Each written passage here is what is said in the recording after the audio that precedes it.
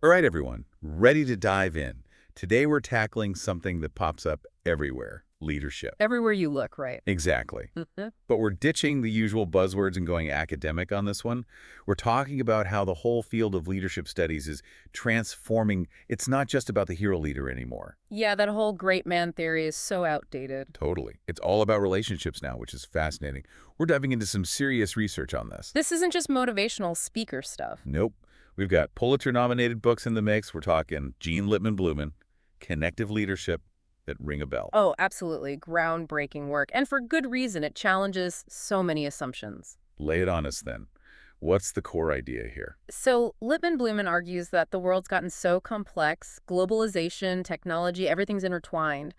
Leaders need a wider range of skills to handle it all. Can't just be the one-trick pony leader anymore, huh? Exactly. She calls them achieving styles, basically. Yeah, people approach goals differently.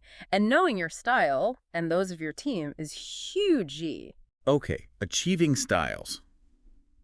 Sounds kind of like personality test territory, but I'm intrigued. Break it down for us. What are some examples? Sure. So she's got 9 distinct styles. Like you've got intrinsic leaders, always got to be mastering something, always improving.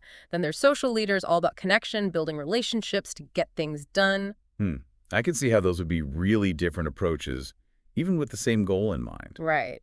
And it's not saying one's better. It's about having the right tool for the job. Oh, I like the leadership toolkit. Mhm. So it's about being adaptable, not just fitting into one box.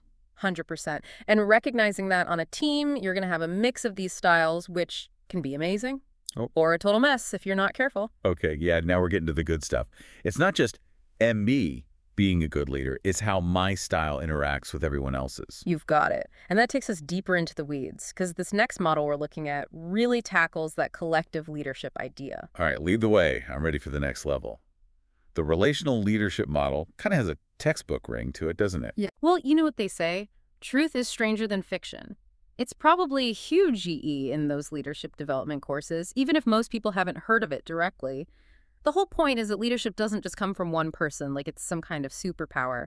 It's about the connections between people in a group. So like the opposite of those group projects we all dreaded in school, where one person ends up doing everything. Yeah. Well, picture the ideal group project, everyone contributing, but not because there's a strict plan. This model, it talks about 5 big ideas: purposeful, inclusive, empowering, all that good stuff. But they all boil down to how the group works together, not just what they're trying to achieve. So less I'm the boss and more let's figure this out together. Nailed it. And this is where that whole constructionist perspective comes in. Think about building something like, I don't know, a house. You've got the foundation, the walls, it all fits together. Leadership's like, it gets built up through all the interactions, who has power, the different backgrounds everyone brings in, all of it. Hold on, are you saying good leaders aren't born, they're made by the people around them? That's kind of radical. Kinda, yeah. Think about a time you were on a team and it just worked. Everyone on the same page, stuff got done. Was it because there was this amazing leader? Or was it more about how everyone interacted, how ideas were shared, how decisions were made even? Okay, you're making me think of my old debate team. Our captain was good, sure, but it was how we all bounced ideas off each other, how we had each other's backs even when we disagreed. Mm. Maybe that was the real magic. Boom. There's your relational leadership in action. It's not that individual skills don't matter, it's just the really impactful leadership. That comes from how strong those connections are. And, fair warning, this is where we start getting into the really out there stuff. Out there, how so? We've already got leadership as a group project and a construction site. This is next level. We're talking about the nature of knowledge itself, how identity plays into it, Yeah. all tangled up with leadership in ways you might not expect. All right, you've officially hooked me. Hit me with it. Philosophical, huh?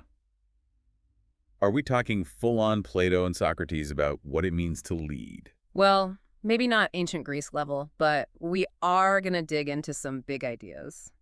This is where things get postmodern, you could say. Postmodernism. Okay, there's a word I haven't heard in a while. College flashbacks, anyone.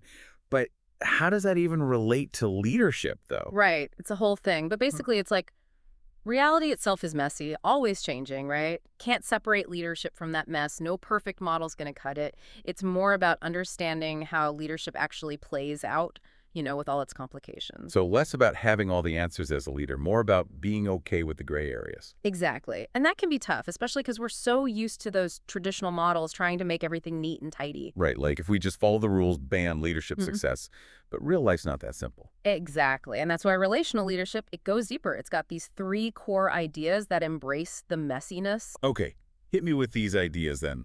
Let's embrace the mess. First one, we got to shift our focus. It's not about individual leaders anymore. It's about the holy network of relationships. Okay, so less me leading you, more like Yeah. we're all connected and influencing each other even if we don't realize it. Bingo. Like that saying, it takes a village.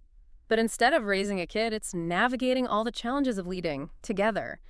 And that takes us to the second big idea, knowledge. See, in relational leadership, knowledge about leadership, it's not fixed, it's constantly being made and remade through those relationships. So no more leadership playbook we can just memorize. Nope. Got to stay open to new ideas, new ways of thinking, because those relationships are always evolving, right? And this is where it gets really wild. The third idea. All right, wild idea number 3, bring it on. We're already knee-deep in the postmodern wilderness here. So this one's kind of radical. Leadership becomes a property of the whole system, not of individuals. Hold up. Property of the system. That sounds like, I don't know, we're all plugged into the Matrix or something.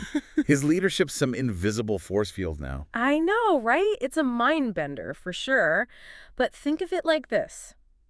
Every system, whether it's your team at work or your whole company or even society, they all have their own way of working, right? Their own culture, their own power struggles, all that. And that stuff, it influences how leadership happens, what form it takes. Not that individuals don't matter, but their actions, their influence, it's all happening within that bigger picture.